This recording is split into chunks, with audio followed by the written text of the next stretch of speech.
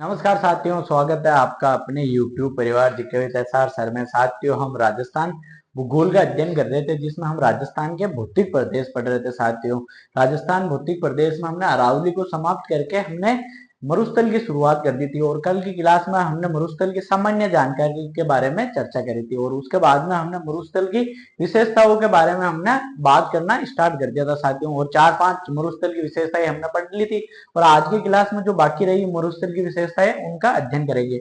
कल की क्लास में हमने जाना कि भाई जो मरुस्थल है वो किसका अवशेष है, मरुस्थल का ढाल क्या है, उसकी लंबाई क्या है, उसकी चौड़ाई क्या है।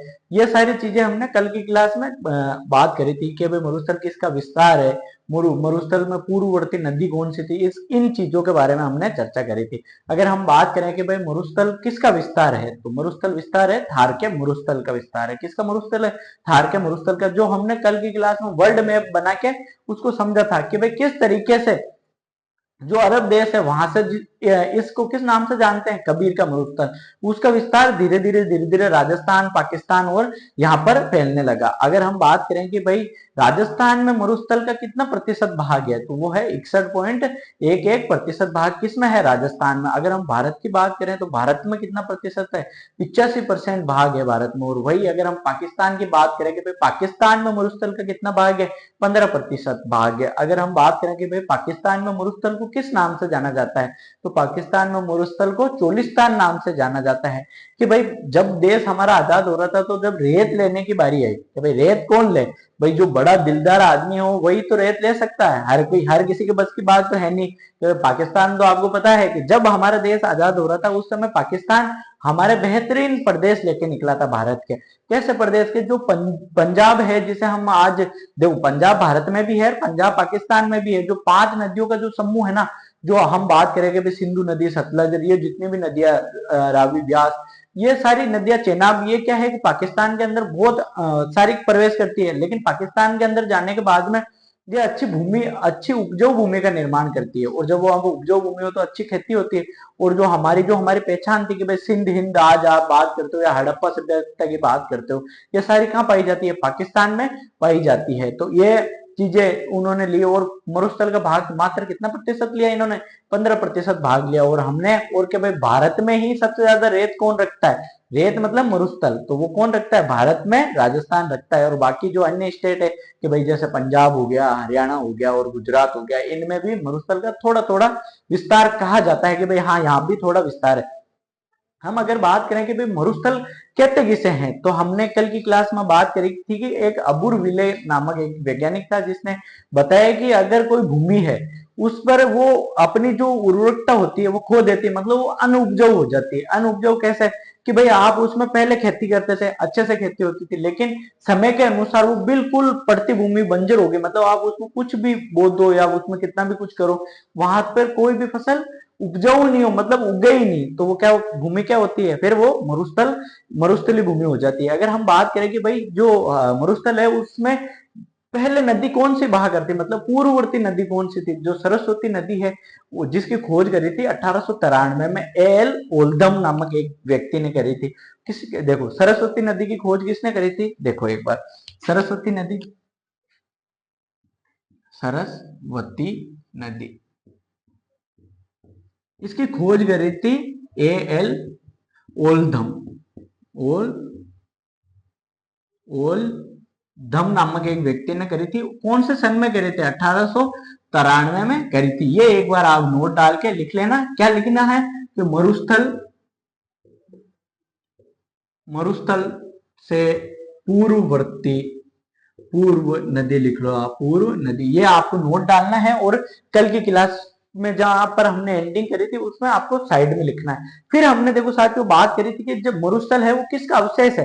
क्योंकि मरुस्थल है 33 सागर का अवशेष। अगर मरुस्थल 33 सागर का अवशेष है तो ये कैसे है कि भाई यहाँ पर क्या पाई जाती है? खारी नदियां, खारी झीलें पाई जाती है। और कोई भी नदी अगर मरुस्थल से निकलती है तो कैसी हो जाती है? खारी हो जाती है। किस कारण से वहां पर यह खारी होती है? अगर हम बात करें कि भाई और क्या क्या कारण है कि भाई वहां पे जीवाश्म ईंधन का निकलना। जीवाश्म ईंधन क्या है? जैसे कि भाई तेल, गैस, कोयला ये निकलते हैं। और वहां पर कौन सी, भाई अगर हम बात करें और क्या मुख्य कारण है कि वहां पर अवसादी चट्टाने पाई जाती है। कौन सी चट्टान है? अवसादी चट्टान है। उसके बाद में हम बात करें कि भाई ये जो नदियां हैं ये खारी क्यों होती है, मतलब नदियां वहां पर खारी हो जाती है, खारी झीलें और ये सारी चीजें मतलब होती क्यों है, मृदा लवणीय कैसे हो जाती है। तो कल हमने एक ऐसा कर्षण विधि के बारे में पढ़ा था कि किस प्रकार से कैसा कर्षण विधि की वजह से जो भी कैल्शियम है, ब्रोमीन है, ये पोटेशियम है, ये सारे जो तत्व है वो क्या है कि जब बारिश होती है तो जमीन के अंदर प्रवेश करते हैं, मतलब वो तो जमीन में होते हैं, जब बारिश होती है जब पानी नीचे जाता है तो कैसा कर्षण विधि के द्वारा वो ऊपर आते हैं सतह के ऊपर, पृथ्वी की सतह के ऊपर, और वो किस में बदल जाते हैं? सोडियम क्लोराइड में बदल जाते हैं। आप देखो कि भाई कैसा कर्षण विधि के बारे में हमने कल की क्लास में क्या करी थी, चर्चा करी थी, लेकिन मैं एक बार आपको वापस समझा देता हूं कि भाई कैसा कर्षण विधि है क्या। देखो ये माना कि ये अपना थार का मरुस्थल है, मान लो, ठीक है। अब इसके अंदर है ना, अगर हम बात करें कि भाई बहुत सारे तत्व होते हैं, आपको पता है भाई तत्व तो होंगे, ये तत्व है और तत्वों का नाम मैंने कल की क्लास में सारों को बता दिया था कि भाई पोटेशियम, कैल्शियम, मैग्नीशियम, ये सारे के सारे, ब्रोमीन, ये तत्व इसके अंदर है। अब देखो जब बारिश होती ना साथियों, देखो जब बारिश हुई, माना कि ये मरुस्थल है, ये मरुस्थल, ये बादल आ गया, ये बादल से यहाँ पर बारिश हुई, देखो ये बारिश हुई ना, ये बारिश हुई, तो बारिश हुई ना जब जो अंदर जो ये पोटेशियम, कैल्शियम, ब्रोमीन है ना, ये ऊपर आए, कैसा है ये? ऊपर आए, और ऊपर आकर एक इन्होंने परत बना दी, और जब ये ऊपर परत बनाई ना इन्होंने, तो कैसा कर्षण विधि के द्वारा, किसके द्वारा? कैसा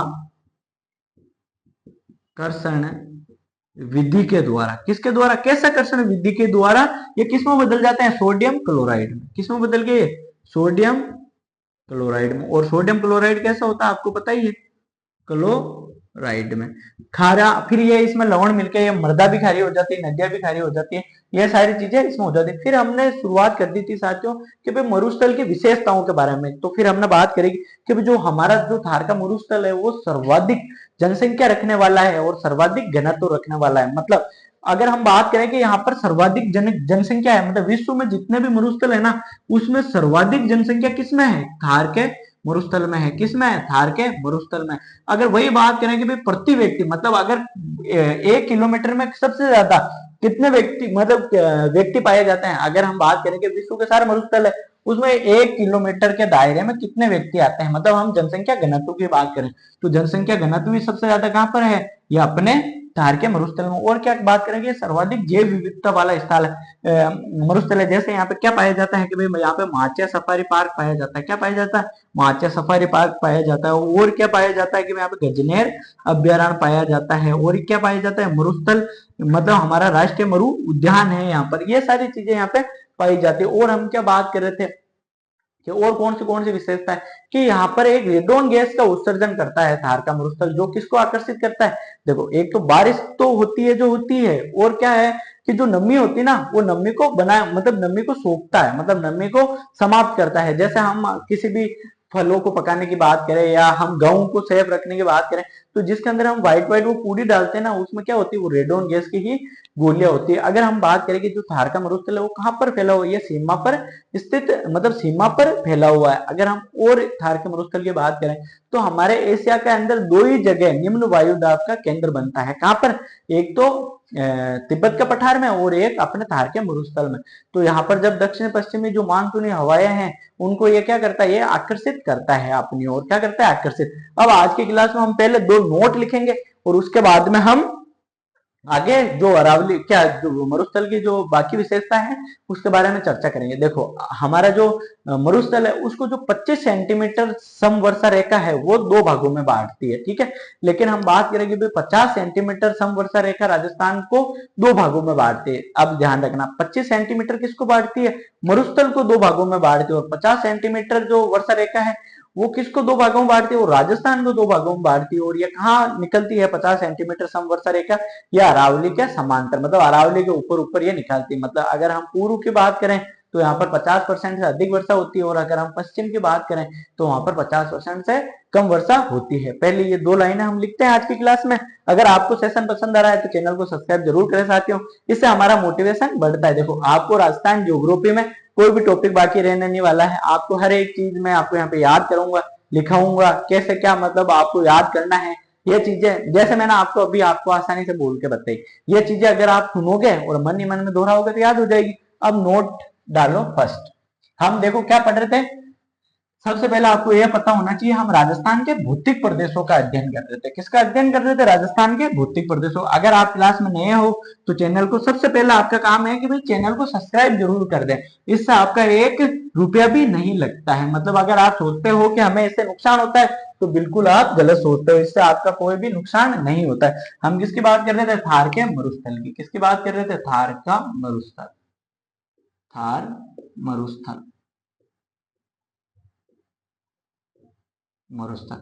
अब देखो थार मरुस्थल में हम क्या पढ़ रहे थे कि भाई थार मरुस्थल की विशेषताएं। ठीक है, तो आपको जो मैं एक एक टॉपिक नाम ले लेके एक एक विशेष पर्टिकुलर का जो नाम बता रहा हूँ वो आपको याद होना चाहिए। मतलब मैं आपको बता रहा हूँ कि भाई थार के मरुस्थल की विशेषताएं, तो आपको ये बिंदु डालना है कि हाँ सर ने लिखा है कि भाई थार के मरुस्थल की विशेषताएं, तो आपको क्या लिखना है? थार के मरुस्थल की विशेषताएं। थार के मरुस्थल, मरुस्थल की विशेषताएं। मरुस्थल की विशेषताएं। अब देखो क्योंकि थार के मरुस्थल की हमने कम से कम 4 से 5 विशेषताओं के बारे में हमने बात कर ली थी, लेकिन हम पहले क्या डालेंगे आज? नोट। पहला नोट लिखो, नोट नंबर 1। आपको ऐसे ही लिखना है, देखो 25 सेंटीमीटर समवर्षा, समवर्षा रेखा, रेखा थार के मरुस्थल को, थार के मरुस्थल को, थार के मरुस्थल को 2 भागों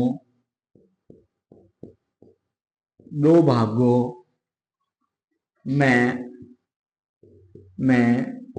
विभाजित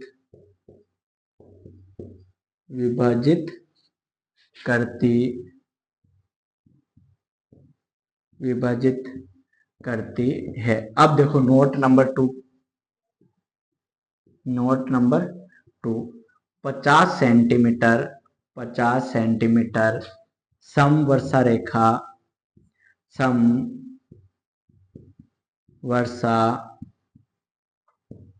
रेखा राजस्थान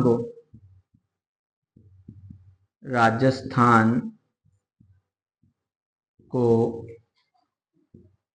2 भागों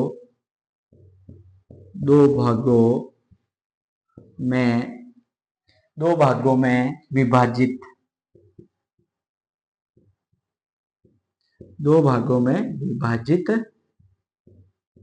करती है। अब देखो ये दोनों बिंदु आपको याद रखना है कि अगर आपको 25 सेंटीमीटर की पूछे, देखो एग्जाम में क्वेश्चन कैसे पूछेंगे कि भाई 25 सेंटीमीटर समवर्षा रेखा किसको 2 भागों में विभाजित करती है, उसमें आ जाएगा थार के मरुस्थल को, पूरी मैदान को, अरावली को, ये सारी चीजें आएंगी। तो आपको पता है कि किसको करती है? थार के मरुस्थल को। वही अगर हम 50 सेंटीमीटर समवर्षा रेखा की बात करें तो ये किसको विभाजित करती है? राजस्थान को 2 भागों में विभाजित करती है। ये दोनों लाइनें लिखो एक बार, इसके बाद में हम आगे बात करते हैं। लिखो इनको जल्दी से, जब तक मैं भी इसमें इंक डाल लेता हूं। जल्दी से लिख लो एक बार साथियों। मैं बस आपसे एक छोटा सा निवेदन करना चाहता हूं कि आपको सच में कि भाई हाँ मेरे को सच में तैयारी करनी है, सच में अपने माँ बाप का सपना पूरा करना है, और आप अपने दिल पे हाथ रख के बताओ कि भाई आप कितने लोग अपना 100% अपने काम के प्रति देते हो। मतलब आपकी ईमानदारी क्या 100% है? अगर आपकी ईमानदारी 100% है तो मेरे को कमेंट बॉक्स में जरूर बताना कि आप में से कितने लोग नोट्स बना रहे हैं। अगर आप नोट्स बना रहे हो, मैं सारे लिखा रहा हूँ जो, तो मेरे को कमेंट में आप अपना नाम बताकर बताना कि सर हाँ मैं नोट्स बना रहा हूँ, सर आप जितना भी लिखा रहे हो तो मैं नोट्स बना रहा हूँ, ताकि फिर मैं ऐसे मानूं कि हाँ जो मैं मेहनत कर रहा हूँ वो सही दिशा में कर रहा हूँ। ऐसे नहीं कि मैं बोर्ड पे बस लिखवाता जा रहा हूँ, आप लोग कोई लिख नहीं रहे हो। भाई इससे अच्छा तो फिर मैं सब समझाता चलूं, भाई लिखा हूं कुछ भी नहीं बोर्ड पे। भाई अगर आप नोट्स ही नहीं बनाते हो तो फिर लिखवाने का क्या तात्पर्य? फिर तो मैं क्या करूं, आपको समझा दूं, फिर आप ऑटोमेटिक लिखते रहना। एक बार इसको जल्दी से लिख लो।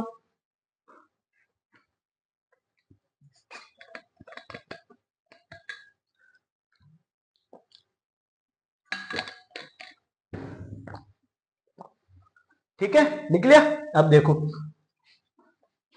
अगर हम अगली विशेषता की बात करें थार के मरुस्थल की, तो देखो हाल ही में राजस्थान सरकार ने है ना जो जैसलमेर का कुलधरा गांव है, कुलधरा गांव सुना आपने? कुलधरा गांव के अंदर एक कैक्टस पार्क की स्थापना करी है। आप देखो कैक्टस पार्क क्या होता है, देखो जो आपने कई गांव पर एक ऐसा पौधा देखा होगा जिसके ऐसे कांटे निकलते हैं और वो ऐसा एक फुम्बी जैसा जिसके अंदर आप उसको फोड़ोगे तो उसमें से दूध निकलता है। तो उसके कैक्टस पार्क की स्थापना कहां पर करी है, क्या भाई जैसलमेर के कुलधरा गांव में कैक्टस पार्क की स्थापना करी। कि और कौन सी विशेषता है थार के मरुस्थल की, तो हम बात करें कि भाई जैसलमेर के अंदर एक मीठे जल का स्रोत है, देखो क्या नाम है उसका, चांदन नलकूप। वो कहाँ पाया जाता है, वो जैसलमेर में पाया जाता है। कि भाई और बात करें कि भाई और क्या विशेषता है, अगर हम बात करें मरुस्थल की, तो जो बटाडू का कुआं है जिसे राजस्थान का जल महल कहते हैं या रेगिस्तान का जल महल कहते हैं, यह बहुत बार के एग्जाम में क्वेश्चन पूछा जाता है। जो कहाँ पर है, बाड़मेर में है। ये एक हमारे थार के मरुस्थल की विशेषता है।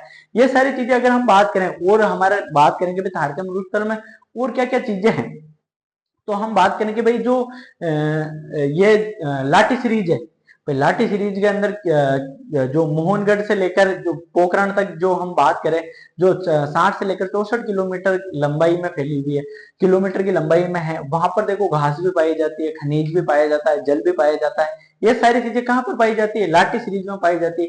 और एक चीज हम बात करें कि जो बरसात होते हैं ना, तो जैसलमेर में एक अस्थायी खारी जिलों का निर्माण हो जाता है। अस्थायी खारी जिलों का निर्माण हो जाता है, उसे क्या कहते हैं, उसे पलाया कहते हैं। देखो जो जैसलमेर में अस्थायी झीलें बनती है बारिश के दौरान, उसे क्या कहते हैं, पलाया। सर्वाधिक पलाया कौन से जिले में पाई जाती है, वो जैसलमेर में ही सर्वाधिक पलाया पाई जाती है साथियों।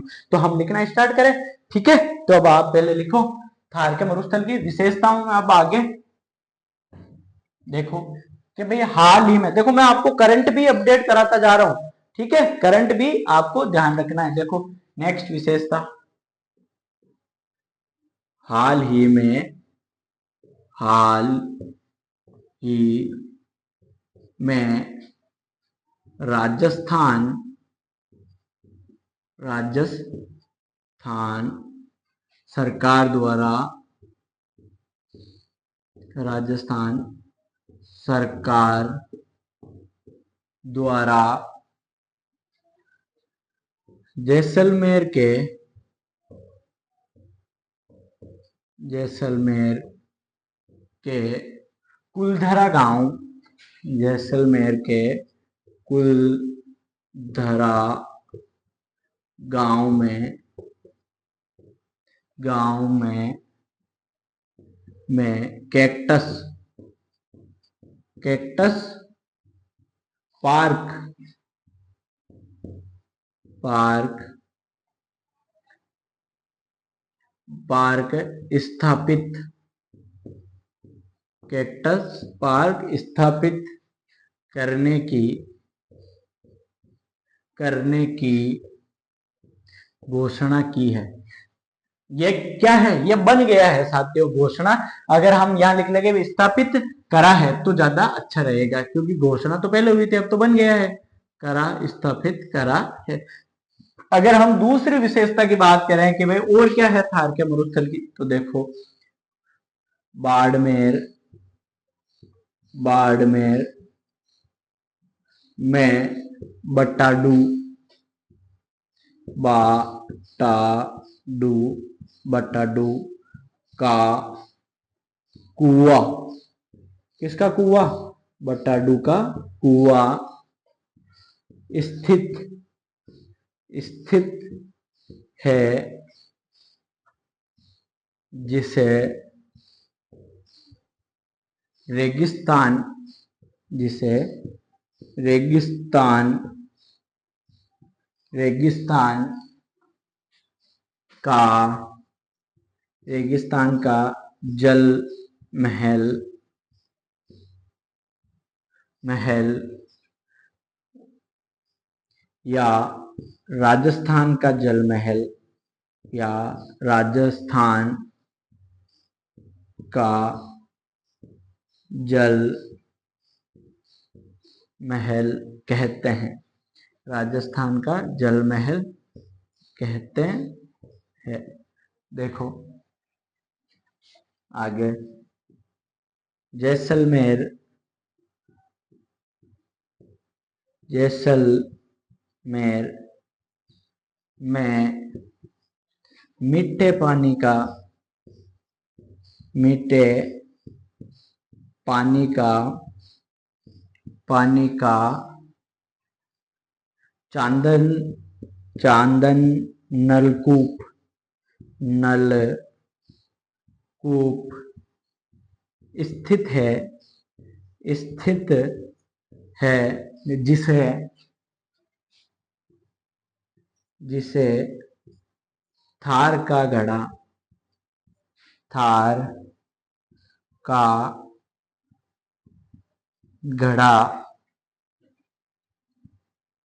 कहते हैं। किसको कहते हैं थार का घड़ा? चांदल नलकूप को क्या कहते हैं? थार का घड़ा। अगर देखो अगली विशेषता की बात करें हम किसकी? थार के मरुस्थल की, तो इसमें क्या क्या है? देखो कि भाई जो कुलधरा गांव है जैसलमेर का, वहां पर हाल ही में राजस्थान सरकार ने किस पार्क की स्थापना करी है? कैक्टस पार्क की स्थापना करी। आपको क्या ध्यान रखना है कि भाई कैक्टस पार्क की स्थापना कहां पर करी राजस्थान सरकार ने? तो कहां पर करी है कि जैसलमेर के कुलधरा गांव में करी। अगर हम बात करें कि भाई जो बटाडू का कुआं है वो कौन से जिले में स्थित है? वो बाड़मेर में स्थित है।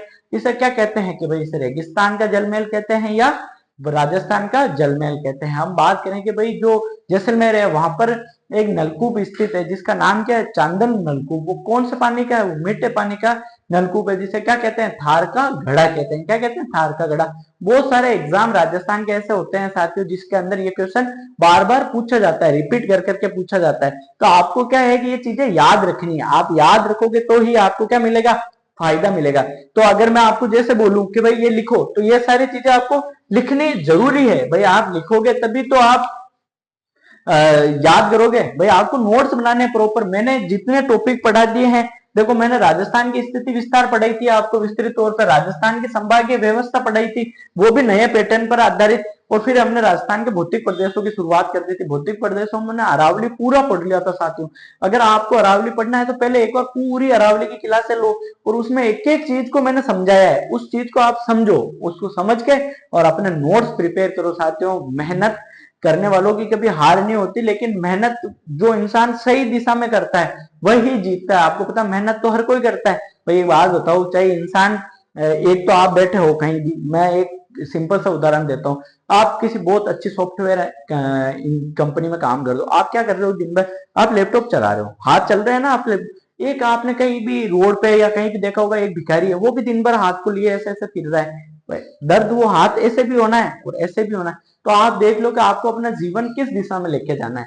तो आप सच में देखिए, आप अगर आप अपना आप से झूठ नहीं बोल रहे हो, आप अपना आप को बताना चाहते हो कि नहीं मैं सच में पढ़ाई करना चाहता हूँ, तो मेरी क्लास में आपका बहुत ज्यादा स्वागत है। मैं ऐसे बच्चों को और ऐसे लोगों को बहुत ज्यादा सपोर्ट करना चाहता हूँ, और मैं उनको उनके लिए बहुत ज्यादा कुछ करने की अपने मन में चेष्टा रखता हूँ कि भाई जैसे मैं आपको पढ़ा रहा हूँ, तो मैं आपको मरुस्थल हो चाहे अपन जितने भी भौतिक प्रदेश पढ़ेंगे चारों के चारों, या हम पूरी राजस्थान ज्योग्राफी पढ़ेंगे, इंडियन पॉलिटी हम पैरेलल पढ़ रहे हैं, इसके बाद में हम राजस्थान पॉलिटी की शुरुआत करने वाले हैं। तो जो फिर प्रवीण जी आपने जो बताया कि भाई राजस्थान पॉलिटी की शुरुआत करो, तो मैं बहुत जल्दी राजस्थान पॉलिटी की शुरुआत करने वाला हूँ। बस एक बार 1K सब्सक्राइबर हो जाए, और ताकि हमारा भी मोटिवेशन बढ़े। आप भी अपने दोस्तों के साथ साथ में शेयर करो चैनल को, ताकि हमारा भी मोटिवेशन बढ़े। और मैं आपके लिए सारी चीजें ऑफलाइन की तर्ज पर मैं आपको अच्छे से समझा रहा हूँ। भाई आपको अगर कोई चीज समझ में नहीं आती, आप कमेंट करके बताओ, मैं आपको हर एक कमेंट का जवाब जरूर दूंगा। अगर आपका कमेंट अच्छा है, बाकी में आपने सच में कोई चीज पूछी है, तो मैं आपको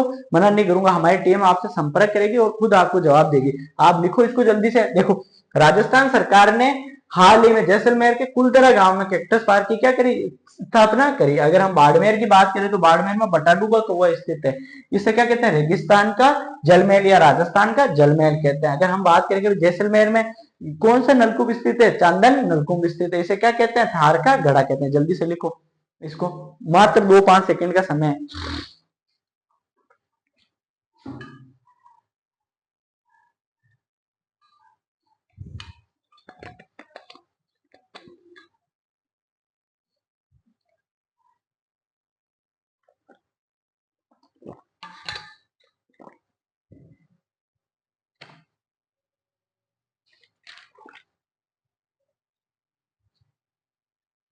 लिख लिया?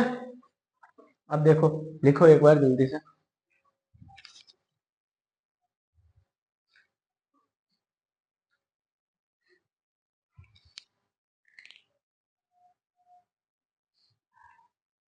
लिख लिया होगा अब तो। अब देखो एक और विशेषता बाकी है, वो लिख लेते हैं, इसके बाद में आगे बात करते हैं हम। देखो मैं जो आपको बता रहा हूँ साथियों, ये आपको समझना है और आपको इन चीजों को क्या करना है, याद करना है। आप कहीं भी जाओगे साथियों, आपको फ्री में कोई नहीं पढ़ाने वाला है। सारे लोग अपना प्रचार प्रसार वो सारे चीज अपने कोर्सों का प्रचार करता है, कोई कोई अपनी बुकों का करता है, कोई अपने ऐप का करता है। साथियों मैं किसी भी ऐसी चीज का ना तो प्रचार करता हूँ, ना मैं ऐसा कुछ करना चाहता हूँ। मेरे मेरे जीवन में जो चीजें मैंने फेस करी है, मैं नहीं चाहता कि भाई और कोई हमारे समाज में ऐसे कोई व्यक्ति हैं या कोई लड़के हैं वो इन चीजों को फेस करें। इसलिए मैंने खुद ने अपने दम पर ये सारी चीजें, मैं मानता हूं कि मेरे पास में इतनी सुविधाएं नहीं है भाई, मैं शुरुआती फेज में हूं, तो मैं इतना खर्चा नहीं कर सकता कि भाई मैं आपके लिए सारे बहुत अच्छे कैमरे प्रोवाइड करवा दूं, बहुत अच्छे बोर्ड, डिजिटल बोर्ड, बहुत अच्छी आवाज की क्वालिटी, ये सारी चीजें वर्तमान में जो स्थिति है उसके अनुसार मैं प्रोवाइड नहीं करवा सकता।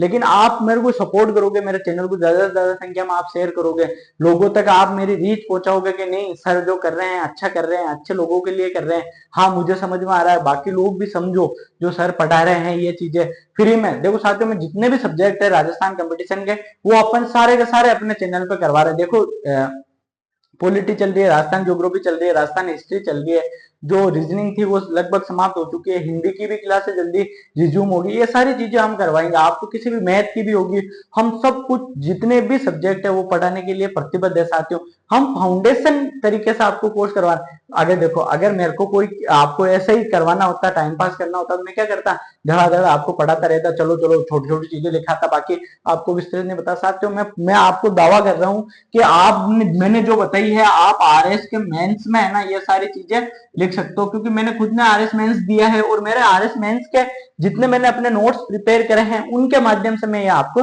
चीजें पढ़ा रहा हूँ। मेरा आरएस मेंस का रिजल्ट आना बाकी है, तो वो चीजें मैं आपको बता रहा हूँ कि भाई मैं पूरी मेंस के जो मैंने पढ़ा है वही चीजें मैं आपको करवा रहा हूँ। ना मैं उसमें एक लाइन आपको ज्यादा लिखवा रहा हूँ, ना एक लाइन कम लिखवा रहा हूँ, मतलब सारी वो की वो चीजें मैं आपको लिखा रहा हूँ। देखो अब आपको बस अपना पढ़ाई को कंटिन्यू लिखना है। देखो वर्षा, वर्षा के समय रेगिस्तान में, रेगिस्तान में अस्थायी अस्थायी अस्थायी खारी झीलों, अस्थायी खारी झीलों झीलों अस्थायी खारी झीलों का निर्माण निर्माण होता है, जिसे क्या कहते हैं, पलाया कहते हैं, जिसे जिसे पलाया जिसे पलाया कहते हैं।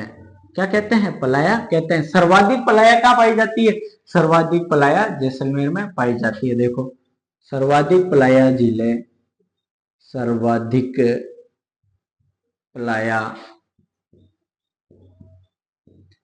पलाया झीलें जैसलमेर। बहुत बार एग्जाम में ये क्वेश्चन पूछा जाता है साथियों, जैसलमेर, जैसलमेर में पाई जाती, में पाई जाती है। कहां पर पाई जाती है, जैसलमेर में पाई जाती है। अगर हम बात करें भाई लाठी सीरीज की, तो लाठी सीरीज क्या है कि भाई जो जैसलमेर के जो पोखरण है, पोखरण से लेकर मोहनगढ़ तक 60 से लेकर 64 किलोमीटर लंबी एक सीरीज है, जहां पर क्या पाई जाती है, देखो वहां पर घास पाई जाती है, वहां पर खनिज पाया जाता है, वहां पर जल पाया जाता है, मतलब एक पट्टी है जहां पर सारी की सारी मतलब हरी भरी पट्टी। आप मानो कि मतलब एक तो रेगिस्तान है और एक बीच में अच्छा खासा हरा भरा क्षेत्र है, जहां पर पानी भी उपलब्ध है, वहां पर खनिज भी उपलब्ध है, तो वहां पर घास भी उपलब्ध है। ये सारी चीजें कहां पर पाई जाती है, लाठी सीरीज में पाई जाती है। तो लाठी सीरीज क्या है, देखो अब लाठी सीरीज,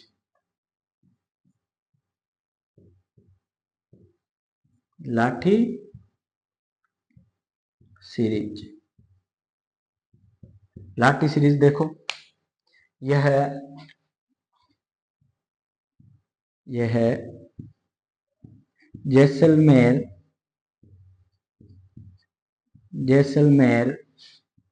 में पोखरण से मोहनगढ़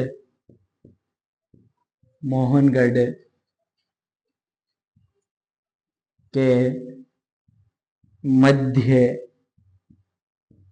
फैली हुई है। मध्य 60 से लेकर 64 किलोमीटर, 60 से 64 किलोमीटर में फैली हुई है।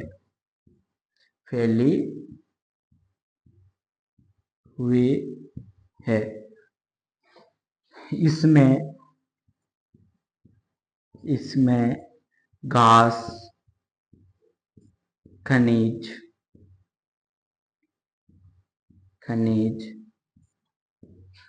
जल पाया जाता है। देखो यहाँ पर घास कौन सी है, अगर हम घास की बात करें, देखो घास,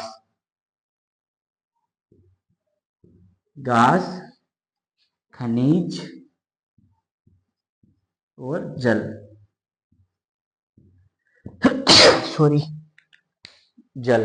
देखो घास कौन सी पाई जाती है यहाँ पे, सेवन। कौन सी घास पाई जाती है यहाँ पे, सेवन। और खनिज कौन सा पाया जाता है यहाँ पे, रॉक फॉस्फेट और चूना पत्थर। क्या पाया जाता है, चूना पत्थर लिख लो। और अगर हम जल की बात करें तो यहाँ पर कौन सा जल का स्रोत है, चांदन नलकूप,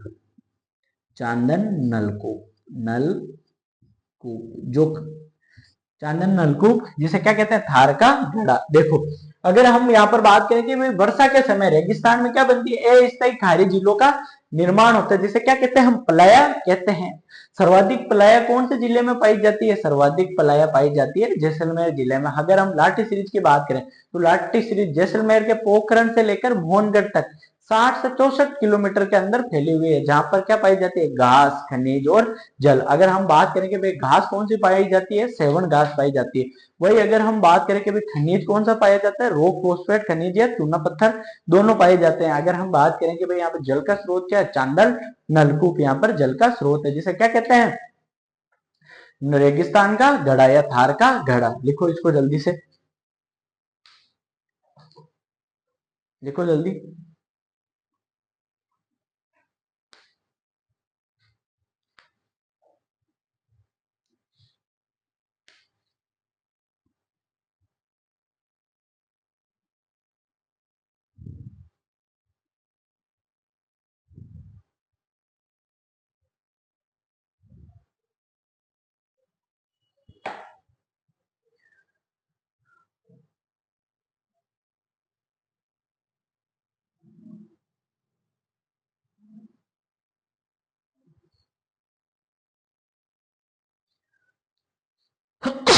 सॉरी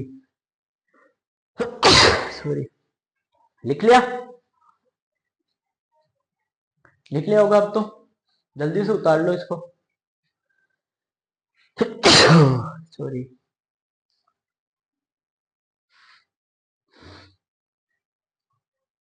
लिख लिया।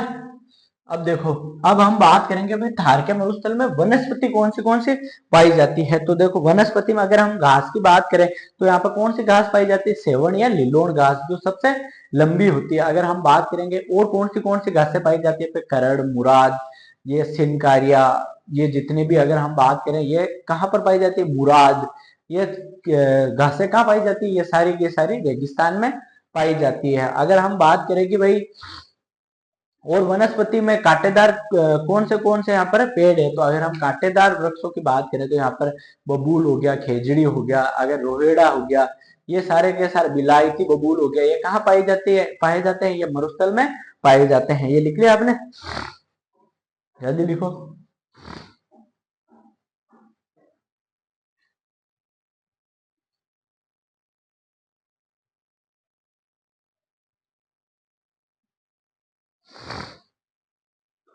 ठीक है, अब तो लिख लिया होगा। अब देखो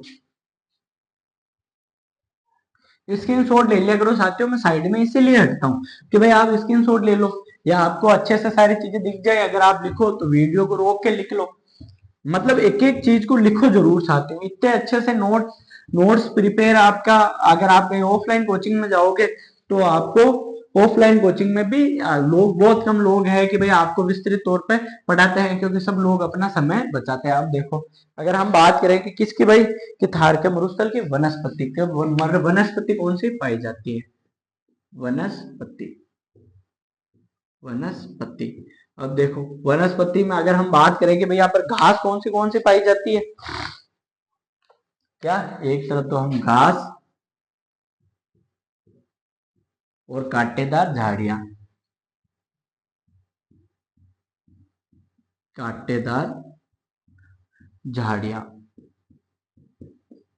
झाड़ियां। अब देखो अगर हम घास की बात करें तो यहाँ पर कौन सी घास पाई जाती है, देखो सेवण, सेवण या इसी को क्या कहते हैं, लिलोन, लिलोन। ये क्या है, सबसे लंबी घास है, सबसे लंबी घास, सबसे लंबी घास, घास। अगर हम बात करें कि भाई और कौन सी घासें हैं यहाँ पर, देखो मुराद, मुराद, करड़, करड़, सूंगनी, सूंगनी, सिनकारिया, सिनकारिया, सिनकारिया, मोचिया, मोचिया। ये मोचिया घास क्या है, सबसे नरम है, मतलब सबसे मुलायम है, सबसे सॉफ्ट, सबसे नरम घास, नरम घास, घास। ये कहाँ पाई जाती है, ताल छापर अभ्यारण्य में पाई जाती है। कहाँ पर, ताल छापर, ताल छापर अभ्यारण्य में पाई जाती है, अभ्यारण्य। और किसकी बात करें, और कौन सी रहेगी कि भाई धामण, धामण। अगर हम बात करें कि भाई कांटेदार झाड़ियां कौन सी है, तो देखो खेजड़ी, खेजड़ी, बबूल, बबूल, बबूल। और बात करें तो भाई और क्या है, रोहिड़ा, रोहिड़ा। और बात करें तो हम क्या है, बिलायती बबूल, बिलायती, बिलायती बबूल। ये कहाँ पर पाए जाते हैं, ये पाए जाते हैं रेगिस्तान के अंदर। देखो वनस्पति को कैसी है यहाँ पर, अगर हम घास की बात करें तो देखो सेवन, लिलोन, ये जो सेवन और लिलोन जो घास है क्या है, सबसे लंबी घास है। और इसमें कौन से देखो मुराद, करड़, सुंगनी, सिंकारिया, मोचिया। मोचिया क्या है, सबसे नरम घास है। कहाँ पाई जाती है, ताल छापर अभ्यारण्य में पाई जाती है। और एक कौन सी है, धामन। अगर हम कांटेदार झाड़ियों की बात करें तो कौन सी, खेजड़ी हो गई, बबूल, ये बबूल ही कैसे लिख दिया, बबूल हो गया, रोहिड़ा, बिलायती बबूल। ये सारी कहाँ पाई जाती है, ये थार के मरुस्थल में पाई जाती है। लिखो जल्दी से इनको लिखो, आ रहा है समझ में ये सारी चीजें, इनको लिख लो जल्दी। देखो साथियों इनको समझना बहुत ज्यादा जरूरी है, आप जब तक इनको समझोगे नहीं तो कोई फायदा मिलने वाला है नहीं।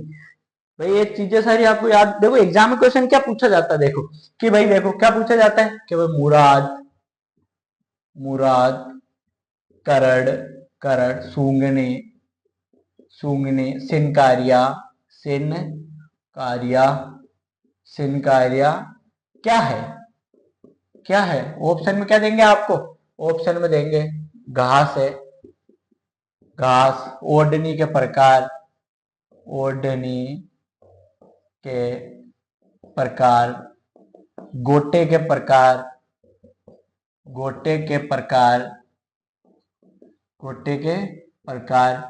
या और अगर बात करेंगे तो और क्या बता देंगे, लड़कियों के नाम, कि भाई आदिवासी लड़कियों के नाम लो, आदिवासी, आदिवासी लड़कियों के नाम, लड़कियों के नाम। तो आपको क्या करना है कि आपको पता है घास है भाई, मुराद, करड़, सूंगनी, सिंकारिया, ये क्या है, ये घास के प्रकार है। तो आपको ये आना चाहिए, ये क्वेश्चन आपको साइड में लिख लेना है ताकि आपको याद रहे कि किस प्रकार से क्वेश्चन बनाए जा सकते हैं। जल्दी से लिखो इनको, जल्दी लिखो।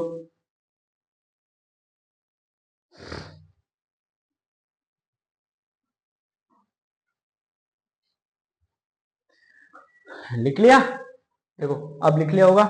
अब अगर हम बात करें किसकी, कि भाई मरुस्थल में जिले कितने हैं, मतलब मरुस्थलीय जिले कितने हैं, और सबसे बड़ा जिला कौन सा है मरुस्थलीय, और सबसे छोटा जिला कौन सा है अभी वर्तमान में, है ना साथियों।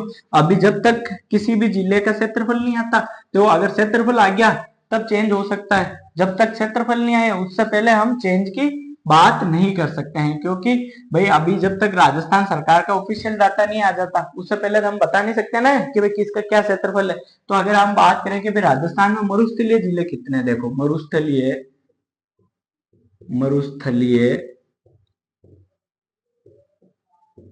मरुस्थलीय जिलों की संख्या, मरुस्थलीय जिलों की संख्या कितनी है 12, कितनी है 12। अगर हम बात करें कि भाई क्षेत्रफल के आधार पर सबसे बड़ा जिला, क्षेत्रफल क्षेत्रफल के आधार पर सबसे बड़ा जिला जिला कौन सा है, सबसे बड़ा जिला जैसलमेर। कौन सा है, जैसलमेर। अगर हम बात करें कि भाई छोटा जिला, क्षेत्रफल के आधार पर सबसे छोटा जिला कौन सा है, छोटा जिला है झुंझुनू। क्या है, झुंझुनू। ठीक है, लिख लिया।